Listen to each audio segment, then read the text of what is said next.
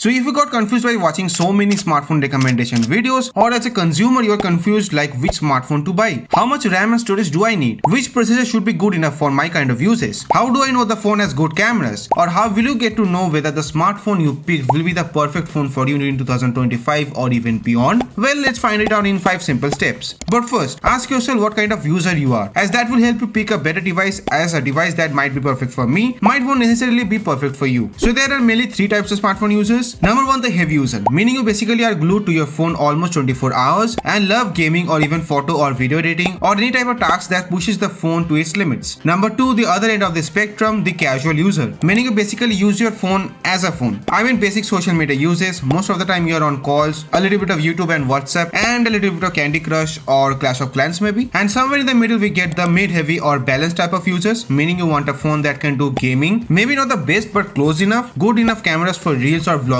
along with good protection and battery life, and obviously a good software. Basically like an average user. And yes, there are those ultra-rich flagship users, but again, if you want and can afford flagships, then you don't really need to think much, as you can already expect the best of the best hardware and software, especially in phones from the brands like Samsung or Apple. And depending upon this, you can pick your perfect phone. So step number 1, how much should you spend, or basically fix your budget? Yes, this should be your first priority when buying a new phone. Always fix and stay firm with your budget. It doesn't matter if you buy the phone from online or offline, as if you're planning to buy it online, you might get carried away by deals and suggestions, and if your actual budget or initial budget was 15,000 rupees, you might end up with a 30,000 rupees phone, which maybe you don't even need. Same can happen in offline stores where the sellers might push you to spend more. And also never mention your actual budget to the sellers. Always tell them something that is lower than your actual budget. Let's say you want to buy a phone under 15,000 rupees, mention them that you want to buy a phone under 12,000 rupees or so, as these sellers will try their best to push your budget. So yeah, just a little precaution. And so if you are a heavy user, you should be spending from anywhere around 30,000 rupees to 40,000 rupees max, or maybe around 50,000 rupees if you need something particular in a particular phone and you can easily afford that. And if you are a casual user, I think any phone costing under 20,000 rupees or 25,000 rupees would be sufficient enough for you. Maybe around 30,000 rupees, but that's it. And for balanced or mid-heavy users, again 30 to 40,000 rupees or maybe 50,000 rupees at max. This would be more than good enough for you to give you that balanced user experience. Even if you need a good camera phone, this is how much you should be spending. Step 2, hardware needs. Now in today's standard, you at least need 8GB of RAM, or a 6GB would do fine, but nothing below that. And yes, you can get 12GB of RAM, but anything more than that I feel is kind of useless as of now. And also always check the RAM type or the RAM speed the particular phone has. It is termed by LPDDR, and don't get anything below LPDDR4X. Rather try getting a minimum for LPDDR5 RAM, and don't fall for those extended RAM or RAM booster or whatever they are. Basically they are useless. In storage, if you are a casual user, only then 128GB of storage would be good enough for you, with at least an UFS 2.2 or 3.1 storage. Yes, storage also has speed types that started with like the eMMC super slow storage speeds to a more recent and faster UFS storage type, and UFS 3.1 is the bare minimum of 128GB, or maybe UFS 2.2, but nothing below that. And obviously the higher the better from here. And everyone else, if you're like a gamer or an editor or a vlogger, maybe also a reeler, you at least need 256GB of storage with UFS 3.1 or at least UFS 4.0 storage speeds. Anything higher is always welcome. In terms of processor, basically anything newer is always welcome, but always check it online or in review videos whether the processor is an actual upgrade or it's basically a rebrand, as a lot of processor just comes back every year with bare minimum changes but with a new name. Any new MediaTek or Snapdragon processors will be good enough for you. Kind of stay away from the Unisoc SoC. They're good but not that good. And yeah, do check the AnTuTu scores, but don't rely heavily on them. But the processor on the phone that you're using or choosing should score over 1 million or so for heavy users or for heavy users, or a phone costing over 30 to 35,000 rupees or anything beyond. The higher the better. Around 8 lakh to a million for phones costing under 30,000 rupees or maybe 25,000 rupees, and at least around 7 to 8 lakh if the phones cost around 20 to 25,000 rupees, and around 6 to 7 lakh for phones costing around 15 to 20,000 rupees. Also beware if the phone you are picking is giving you a processor that's easily available at much cheaper prices, and for that you have to watch some YouTube videos. And also a minimum of 5000 mAh battery unless you are choosing a compact phone. In that case, a bare minimum of 4000 mAh should be there. And I think fast charging of at least 33 watts should be there if the phone costs under 50,000 rupees, and anywhere around 45 watts charging if it's under 20 to 25,000 rupees, and 67 watts or above from anywhere around 30,000 rupees to all the way above we want to go, but that should be under 50,000 rupees as per me. Step 3, software. Even though for a lot of people software doesn't matter, and most of the phone companies do provide with a smooth and stable software now, but a lot of them also kind of provides with some sketchy stuffs. So always check whether the phone has unwanted bloatwares or stuffs like hot apps or hot games or unwanted notifications, etc. It is better to avoid buying phones having such things in the software, or at least see if those are completely removable or not. And the phone should come with under 15 out of the box if you are buying a phone in 2025, but if not, it should be at least under 13 or under 14. Also, phones costing around 15 to 20,000 rupees must have a minimum of 2 to 3 major Android updates and 3 to 4 years of security updates. Around 25 to 30,000 rupees, the phone should provide you with 3 to 4 major Android updates and around 4 to 5 years of security updates. And anything costing 35,000 rupees or 40,000 rupees or above should at least provide you with 4 to 5 major Android updates and 5 to 6 years of security updates. And also don't buy a phone just for the AI features. Those are good to have, but remember those are not something that you might find yourself using it daily. And if you're choosing an iPhone, then you don't really have to check, as iPhones do get a really long software support. But yes, if you're buying an older iPhone or second-hand iPhone, then do check when the phone was released, as iPhones usually get 5 to 6 big upgrades from the year of its launch. And yeah, no hot apps or bloatwares here at least. Step 4, the display. The display is the most used and also one of the most neglected things before choosing a phone. Now screen size is subjective, and unless you are really buying a budget phone, let's say around 10 to 12,000 rupees or under 10,000 rupees, AMOLED display should be there on the phone. Preferably a flat AMOLED display with a minimum of Full HD resolution with an HDR support and a high brightness of around 1000 nits outdoors. If the phones cost around 15 to 25,000 rupees or around 1200 to 1400 nits of peak brightness in outdoors, especially on anything that costs 30,000 rupees or above. Any phone costing above that should at least have 14 to 1600 nits of high brightness. If the phone is costing under 15,000 rupees, then a minimum of 7 to 800 nits high brightness mode should be bare minimum. Don't fall for those peak brightness numbers, as those are basically pointless. Only check the HDR brightness and the HDR calibration and high brightness, especially while staying outdoors. Also, a good screen protection is always welcome to protect a display, especially if it's a curved one. But remember, flat displays are much better in terms of protection as compared to micro curved or curved or whatever. Step 5, the cameras. Yes, cameras need a separate segment, as it has become a very important thing for smartphones under almost any price. Look, megapixels doesn't matter, but only in case of the main sensor. A 50 megapixel main sensor is a bare minimum nowadays, so that's enough. And check whether it has any OIS or not. Even the phones costing under 50,000 rupees doesn't usually have that. But if you want a good ultra wide angle camera, then it must have 12 to 16 megapixels. Even though 8 megapixel has become a very common thing under 20 to 30,000 rupees or even above that range, and I think that should stop. Under 20,000 rupees phones doesn't really has an ultra wide angle, but an 8 megapixel ultra wide angle camera under 20,000 rupees is still acceptable, but not anything that costs 25,000 rupees or above. And yes, telephoto lens is an add-on, and if the phone costs more than 30,000 rupees, there should be a telephoto lens on that with a dedicated OIS on that if possible. But the most important thing is the processing, as no matter how many cameras you have or how many megapixels those lenses have, if the photo or video processing is average on that phone, especially if the phone has a weaker processor as compared to the competition, then the camera quality would really disappoint you. It is better to check camera comparisons, especially if you want a camera phone. Now these are some highlighting points that I think you should know before buying your new phone, but there are a lot of little things that you might want to check too, like the build quality, the looks, the design, IP ratings, speakers, FPS stability in games if you are a gamer, wireless charging, and little details like this that does make a difference for you. I would recommend you to watch some YouTube videos, rather dedicated videos, as that will help you a little more, but 2-3 YouTube videos will be more than enough for anything like camera reviews or gaming reviews, etc. So yeah, let me know if this helped you out or not, and ask me anything down in the comments if you want to know about anything else. So yeah, watch these videos too, and as always, till the next one, this was Idip. See you guys.